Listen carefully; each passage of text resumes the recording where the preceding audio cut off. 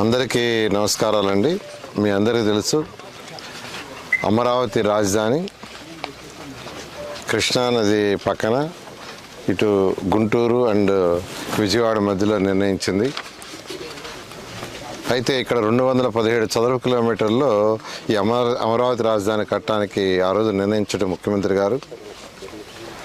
దానికి సంబంధించి 41,000 కోట్ల రూపాయలకి టెండర్స్ ఇవ్వటం, వర్క్స్ టేకప్ చేయటం, కొంతవరకు వర్క్లు అయినాయి.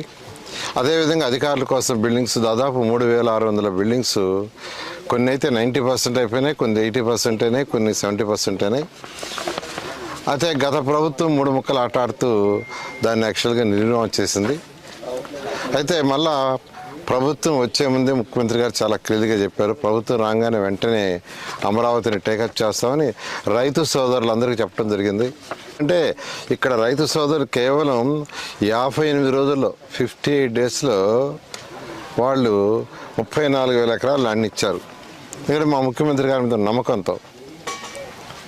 అయితే దానికి తగ్గట్టుగానే మేము ఇక్కడ డెవలప్ చేయడానికి అన్ని విధాలు చేసి టెండర్లు ఇచ్చి 41 కోట్ల రూపాయలకి టెండర్లు ఇచ్చి దాదాపు ఒక 5,000 కోట్ల రూపాయలు కూడా పే చేయటం జరిగింది. అయితే ఈ నేపథ్యంలో అమరావతి క్యాపిటల్ సిటీ అనేది ప్రపంచంలో టాప్ 5 సిటీస్లో ఒకటి చేయాలని ఆ రోజు ముఖ్యమంత్రి గారికి మాకు నిర్దేశించారు. ప్రపంచంలో ఉన్న టాప్ 5 సిటీస్లో ఒకటి కావాలని. దానికి తగ్గట్టుగానే దీన్ని డిజైన్ చేయించాం సింగపూర్ వాళ్ళ ద్వారా. మళ్ళా Norman faster and partners London వాళ్ళ ద్వారా బిల్డింగ్స్ యొక్క డిజైన్లు చేయించి యాక్చువల్గా వాటిలన్నింటినీ స్టార్ట్ చేయడం జరిగింది. అయితే గత ప్రభుత్వం వాటిలన్నింటినీ పక్కన పెట్టడం జరిగింది. మళ్ళా రాగానే ఇప్పుడు యాక్చువల్గా ఇదంతా కంపలతో మొత్తం ఈ 34,000 ఎకరాలు ప్లస్ ప్రభుత్వ భూమి మీద అంతా కంపతో నిండిపోతే వెంటనే 36 కోట్ల రూపాయలతో కంపలు కొట్టే యొక్క ప్రోగ్రామ్ని ఈ నెల 8వ తేదీ స్టార్ట్ చేసాం. నిన్నటికి 50% పూర్తయింది. మరొక రోజుల్లో మిగతా వరకు కూడా పూర్తి అవుతుంది. 1 మంత్లో పూర్తి చేయాలని టార్గెట్ ఇచ్చాం. అన్నట్టుగానే ఆ ఏజెన్సీ పూర్తి చేస్తామని వాళ్ళు మార్నింగ్ కూడా చెప్పారు. అయితే ఎక్కడైనా క్యాపిటల్ సిటీ కట్టేటప్పుడు గ్రీనరీ ఇంపార్టెంట్. గ్రీనరీ మా ఏడీసీ చైర్మన్ ఈ యొక్క గ్రీనరీ మీద ఆమె కాస్త స్పెషలైజేషన్, ఆమెకు చాలా ఇంట్రెస్ట్. హైదరాబాద్లో కూడా చాలా డెవలప్ చేసింది. ముఖ్యమంత్రి గారు ప్రత్యేకంగా చెప్తే ఆమె ఇక్కడ 4 నర్సరీలు యాక్చువల్గా డెవలప్ చేసింది. నేను ఇవాళ యాక్చువల్గా ఒక నర్సరీని 2 నర్సరీలు వెంకటపాలెం సెంట్రల్ నర్సరీ ఒకటి విజిట్ చేశాను. దాదాపు 6 సంవత్సరాలు అయిపోయినాయి. చెట్లని పెద్ద పెద్ద మానలు అయిపోయినాయి, చాలా పెద్ద పెద్ద చెట్లు అయిపోయినాయి. అవన్నీ యాక్చువల్గా ప్లాంటేషన్ చేస్తుంటే ఈ రోజుకే సిటీ బ్యూటిఫుల్గా ఉండేది. అయితే గత ప్రభుత్వం అటు వదిలేసింది.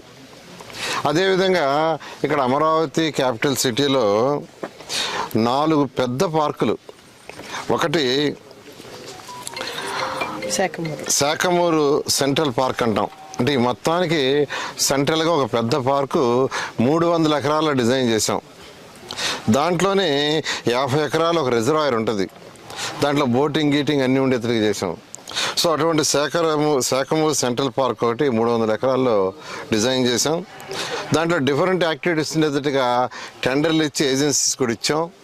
వాళ్ళు ఇలా యాక్చువల్గా వర్క్ని కొంత స్టార్ట్ చేశారు. అయితే గత 5 సంవత్సరాల్లో గత ప్రభుత్వం వదిలేయటం వల్ల అది డెవలప్మెంట్ లేకుండా పోయింది. అదేవిధంగా తీసుకుంటే అనంతపురం రీజనల్ పార్క్ అది 35 ఎకరాలు. అదేవిధంగా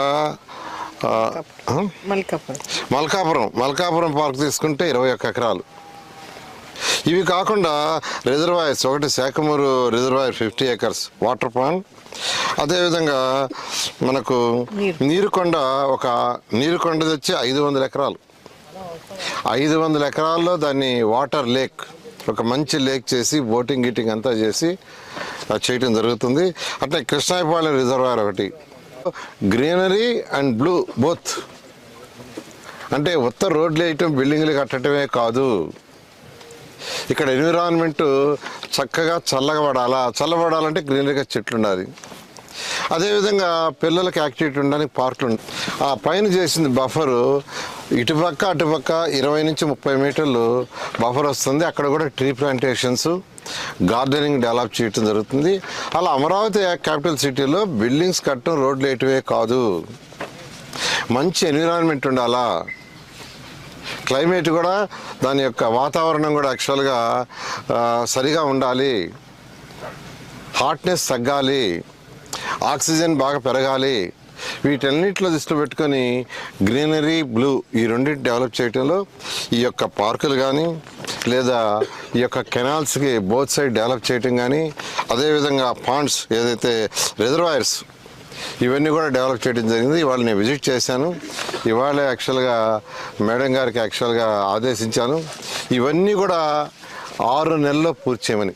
6 months ఏదైతే అంటే ఈ యొక్క పార్కులు 4 పార్కులు 6 నెలల్లో పూర్తి చేయండి. మిగతా వాటికి కొండవీటివాకి, పాలవాకి, గ్రావిటీ కెనాల్కి, రిజర్వాయర్లకి వాటి యొక్క ఎస్టిమేషన్ చేయమన్నాను. వాటికి కూడా టైం బౌండెడ్గా తీసుకొని ఇప్పుడు లోపల చేయటం కూడా జరుగుతుంది. ఈ పార్కులు మాత్రం 6 నెలల్లో పూర్తి చేయడం జరుగుతుంది. ఇప్పుడు అమరావతి ఉంటాయండి యాక్చువల్గా. దానికి యాక్చువల్గా ఏంటంటే అంటే కొన్ని ఐటమ్స్కి ఎస్ఆర్ఆర్ రేట్లు ఉండవు. 5 ఏళ్ళు అయిపోయింది. 5 ఏళ్ళు ఏమి దాదాపు 5.5 సంవత్సరం కావచ్చింది. అందువల్ల ఏంటంటే వాడు ఈ టెండర్లన్నీ ఎంతవరకు చేశారో అంతవరకు క్లోజ్ చేస్తున్నాం. రోడ్లు కానీ బిల్డింగ్స్ కానీ ప్రజెంట్ అప్పుడు ఆ రోజు వాళ్ళు చేసిన వర్క్కి క్లోజ్ చేస్తున్నాం. మళ్ళీ అన్నిటికీ రీటెండర్ పిలుస్తున్నాం. డేట్ ఎప్పటి నుంచి ప్రారంభమవుతాయి అంటే యాక్చువల్గా ఇవన్నీ మన ఐఐటి వాళ్ళకి ఇచ్చున్నాం. అవన్నీ కూడా ఫస్ట్ వీక్ లోపల రిపోర్ట్స్ వస్తాయి. రిపోర్ట్స్ వచ్చిన తర్వాత కమిటీ కూర్చొని డిసైడ్ చేసి ఇమీడియట్గా దానికి సంబంధించిన టెండర్లు ఎస్టిమేట్ చేయటం ఇవన్నీ చేయడానికి మరొక 1.5 months 2 months పడుతుందండి.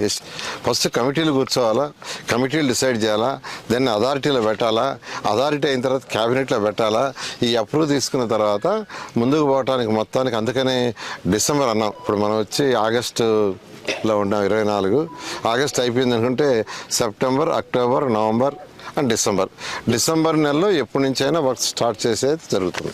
సార్ ఎస్టిమేషన్ ఎంత, టోటల్ ఎంత? యాక్చువల్గా 41 కోట్లకి టెండర్స్ ఇచ్చామండి. అది కాకుండా మరొక 9 కోట్ల వరకు కొన్ని రోడ్లు ఉన్నాయి. అంటే కొందరు ల్యాండ్ ఇవ్వక అవన్నీ ఆగిపోయింది. అది సుమారుగా 50,000 కోట్లు. అప్పుడు అది ఇప్పుడు ఎస్టిమేషన్ వేస్తే ఎంత అవుతుందో వాళ్ళు అధికారులు ఇచ్చిన తర్వాత మీకు తెలియజేయడం జరుగుతుంది.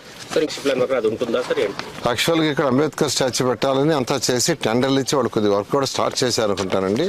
దాన్ని యాక్చువల్గా మళ్ళా క్యాబినెట్లో పెట్టి డిస్కస్ చేసి ముఖ్యమంత్రి గారి యొక్క డైరెక్షన్ ప్రకారం ముందుకు పోవడం జరుగుతుంది. ఓకే.